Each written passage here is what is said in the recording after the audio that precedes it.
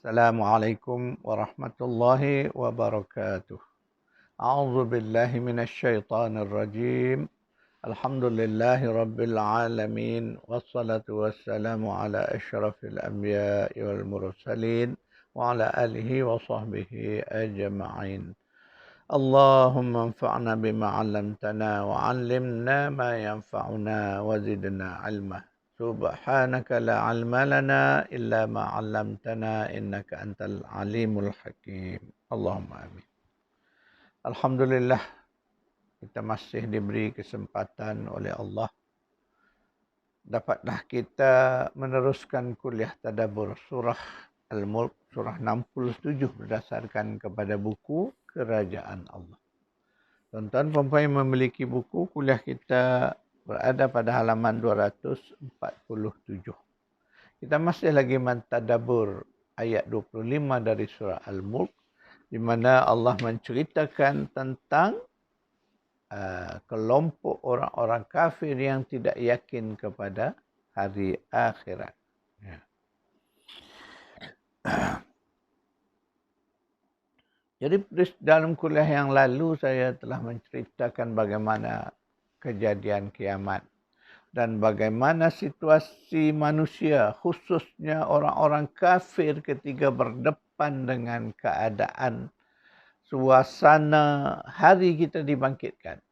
Suasana hari kita dihimpunkan, disebut sebagai Yaumil Mahsyar. Hari kita dihimpun di depan Allah. Kemudian di hari itulah kita mendapat ganjaran, balasan yang kita selalu sebut sebagai Yaumiddin. Hari bagi pembalasan. Segala amal baik kita dibalas Allah. Segala amal buruk kita juga dibalas oleh Allah dengan seadil-adilnya. Itulah karena hari kiamat. Hari kita dihidup, dibangkitkan semula di Yaumil Mahsyar. Itulah hari akhirah yang selalu disebut Yaumil Akhirah. Itulah kehidupan sesudah kita dibangunkan semula, dibangkitkan semula daripada kuburan. Sebab itu juga kadang-kadang disebut Yaumil Ba'ts. Makna hari kita dibangkitkan. Dibangkit dari apa? Dari tidur, kematian kita. Makna dibangunkan dari kuburan. Itulah makna yang merujuk kepada suasana yang sama. Itulah kehidupan pada hari akhirat. Secara umumnya, Yaumil Akhir itulah makna yang luas. Tetapi juga dijelaskan hari kita dikumpulkan, hari kita diberi balasan dan sebagainya. A'udzu billahi minasyaitonir rajim. يومئذ يصدر الناس أشتاتا ليروا أعمالهم فمن يعمل مثقال ذرة خيرا يره ومن يعمل مثقال ذرة شرا يره. Pada hari itu, hari kita dibangkitkan semula nanti, yasdurun nas, akan dikeluarkan daripada isi dada kita. Mana segala amalan kita akan diperlihatkan. Liyurau a'malahum, diperlihatkan seluruh segala amal-amal kita. Baik amalan yang baik maupun amalan yang buruk. Dan sesiapa yang melakukan sekecil zarah daripada kebaikan, dia akan melihatnya.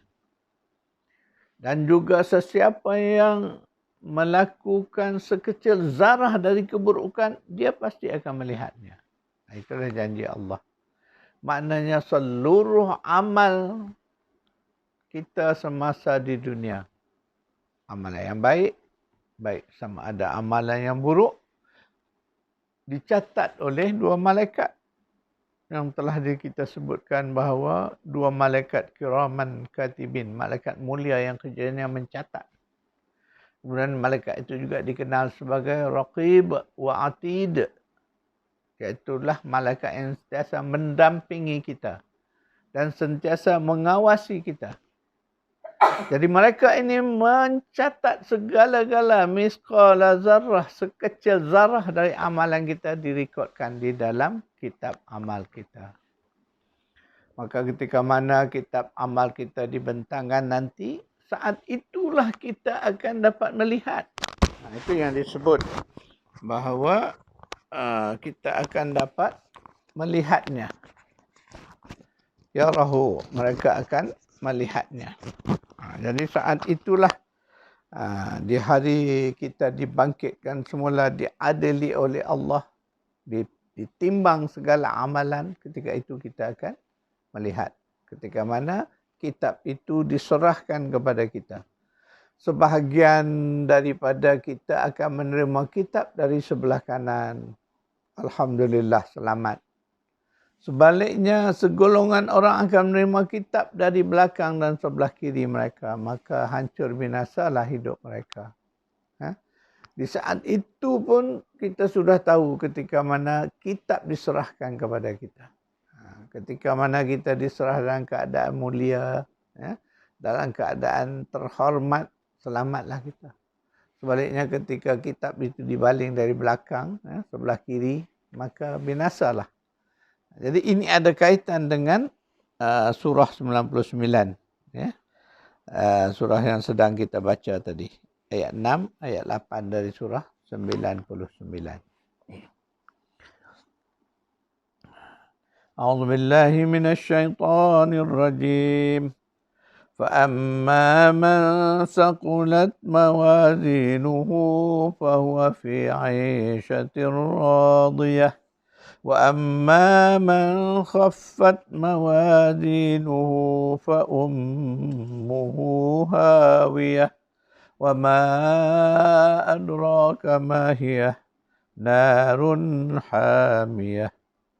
Setelah berlaku demikian, maka manusia akan diberikan tempatnya menurut amal masing-masing. Adapun orang yang berat timbangan amal baiknya, maka dia berada dalam kehidupan yang senang lenang diredai. Sebaliknya, orang yang ringan timbangan amal baiknya, maka tempat kembalinya adalah hawiyah. Dan apakah jalan kau mengetahui apakah dia hawiyah itu?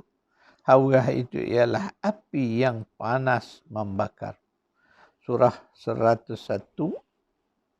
ayat 6 hingga 11.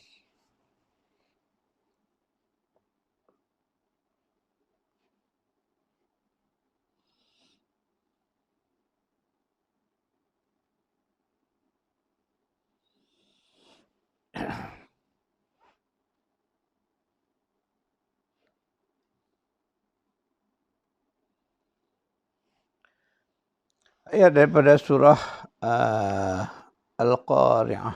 Itu surah yang khusus menceritakan tentang hari kiamat. Jadi banyak ayat-ayat yang Allah ceritakan tentang situasi yang akan terjadi. Selepas berlakunya kiamat, kita akan dibangkitkan semula. Kemudian kita akan diadili oleh Allah dengan seadil-adilnya. Berdasarkan timbangan. Apa yang disebut sebagai timbangan itu, itulah yang disebut sebagai mizan. Maknanya segala amal kita akan ditimbang. Amal baik, amal buruk. Yang mana lebih berat? Sebab itu disebut sini. Faman saqulat mawazinuh. Sesiapa yang berat timbangan amal baiknya, fahuwa fi aisyatir radiyah. Maka mereka akan memperoleh kehidupan yang senang lenang, yang diredai. Mana kehidupan terbaik itulah kehidupan di Jannatun Na'im. Sebaliknya, sesiapa yang khaffat mawazinuh, ringan timbangannya. Mana amalan baiknya sedikit ringan. Jadi yang beratnya adalah amalan buruk. Maka binasalah. Maka baginya ialah hawiyah. Itu yang disebut hawiyah itu apa dia? Hawiyah itu dijelas dalam ayat 11. Itulah disebut sebagai narun hamiyah. Api yang membakar. Itulah neraka Jahannam. Jadi tuan-tuan perempuan, peringatan Allah ini terlalu detail, jelas bagi kita orang-orang yang beriman. Bagi kita yang membaca Al-Quran, bagi kita yang faham apa yang kita baca daripada Al-Quran, insya-Allah kita akan terasa. Kerana kalimah-kalimah yang Allah gunakan ini benar-benar menyentuh kita. Dan sebab itu seluruh ayat-ayat ini walaupun disebut dalam berbagai surah yang berbeza, tetapi ia menceritakan hakikat yang sama. Itulah hakikat kehidupan pada hari akhirat nanti. A'udzu billahi minasy syaithanir rajim. Qad khasira alladhina kadzdzabu biliqa'illah hatta idza ja'atuhumul sa'atu baghtah قالوا يا حسرتنا على ما فرطنا فيها وهم يحملون أوزارهم على ظهورهم ألا ساء ما يزرون. Sesungguhnya telah rugilah orang-orang yang mendustakan pertemuan menghadap Allah, sehingga apabila hari kiamat datang secara mengejut kepada mereka, mereka berkata, aduhai kesalnya kami atas apa yang telah kami cuaikan dalam dunia. Sambil mereka memikul dosa-dosa mereka di atas bahu mereka. Ingatlah, amatlah buruk apa yang mereka pikul itu. Ini juga ayat yang nak menjelaskan tentang keadaan orang-orang kafir. Jadi Allah menyebut rugilah orang-orang yang dulu waktu di dunia mereka mendustakan. Mereka menolak, tak mau beriman kepada hari di mana kita akan kembali kepada Allah. Hari di mana kita akan bertemu dengan Allah. Hari di mana kita akan diberi balasan baik dan buruk kita. Jadi ketika di dunia orang kafir mempersoalkan kiamat. Mempersoalkan kehidupan semula. Maka ketika mana saat itu telah datang, mereka dibangkitkan semula, melihat dengan mata sendiri, menyaksikan. Saat itulah datangnya penyesalan. Jadi antara penyesalan yang disebut dalam ayat ini, itulah yang disebut ya hasratana ala ma farratna fiha. Jadi apa yang mereka kata, aduhai kesalnya kami atas apa yang telah kami abaikan, kami lalaikan dalam kehidupan di dunia dulu. Inilah kata-kata sesalan daripada mulut orang-orang kafir, orang-orang yang tak beriman. Jadi Al-Quran cerita dengan jelas ini. Inilah situasi yang mesti terjadi, bakal terjadi di hadapan kita. Maka tujuannya adalah untuk mengingatkan kita, orang-orang yang beriman, supaya sedar. Supaya insaf sekarang ini. Inilah situasi yang bakal terjadi. Jadi kita sentiasa ingat takut diri kita. Takut diri kita ni termasuk golongan yang Allah sebut ini. Na'udzubillahi min zalik. Kita beringat, berhati-hati supaya kita tak termasuk golongan yang menyesal. Beberapa ayat yang telah kita baca sebelum ini menggambarkan sesalan orang-orang kafir.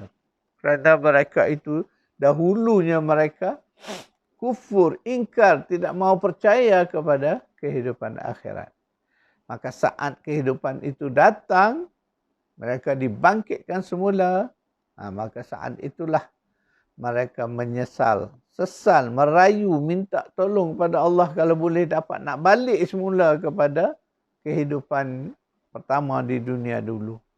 Tapi mana mungkin, janji Allah tetap janji Allah. Tidak ada lagi dunia. Kerana ketika kita dibangunkan pada kehidupan kedua, dunia sudah lenyap, hilang daripada, tidak wujud lagi kehidupan dunia.